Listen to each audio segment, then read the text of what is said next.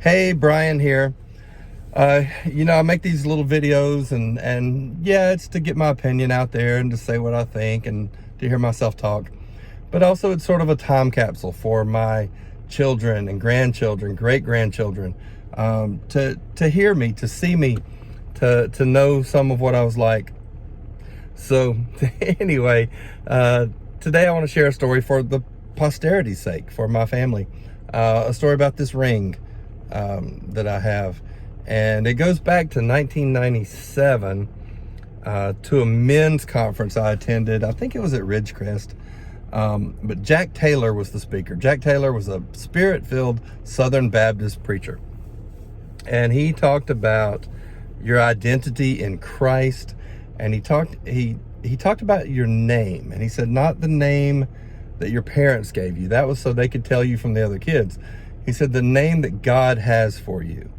What does God think of you?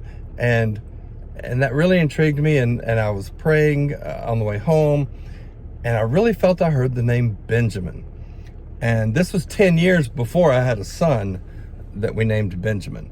But I heard the name Benjamin, and so when I got home, I started studying about him, looking through my Thompson Chain Reference Bible, and Benjamin was Joseph's only full brother, his only younger brother.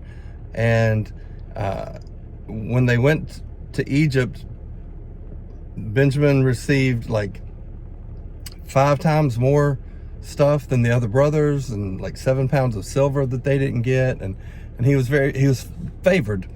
And he was born, his mother died like in childbirth or right after. She named him some Ben, like Ben Oni or something else that meant like son of my sorrow.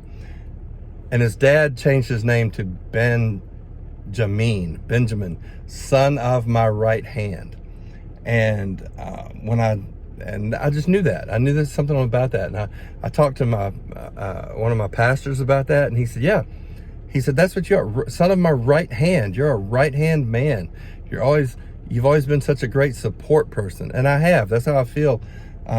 Like I don't see myself as a lead pastor. I always see myself, I've been a worship leader for so long, and I see myself as an associate pastor, team pastor type role of supporting, being a right-hand man.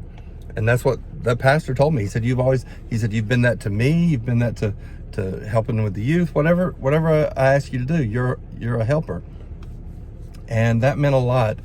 And but the next day at church, after that men's conference, a man who had also been at that conference came up to me after service, and he said, here, I want you to have this.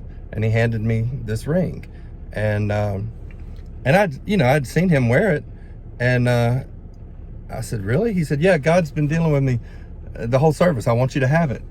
I said, okay. So I took it. So it's real. I've had it appraised. It's worth some money. I won't, that's not important. And it's got 5 little diamonds. And I thought about that with Benjamin, that he got 5 times more than the other brothers. And, but that's why he gave it to me. And I took that as a confirmation from the Lord, that God had told him. And so I said, yeah, I don't want to, if God's telling you to do it, then you should do it. And I won't deprive you of whatever blessing he has for you.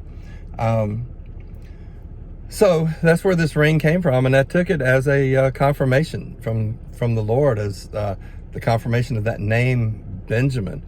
And like I said, it wasn't until 10 years later we had a son, and God had given my wife the name Benjamin also. And so he was born, and he is just an amazing blessing. He's a phenomenal kid. But that's the story behind this ring. And so I wanted to have this recorded somewhere so that my kids and grandkids and great grandkids could see it and understand. And my son will have this ring one day, and he might pass it to his oldest son, or however that goes. But anyway, I know I've rambled a little bit. Thank you so much for listening. As always, stay salty, my friends.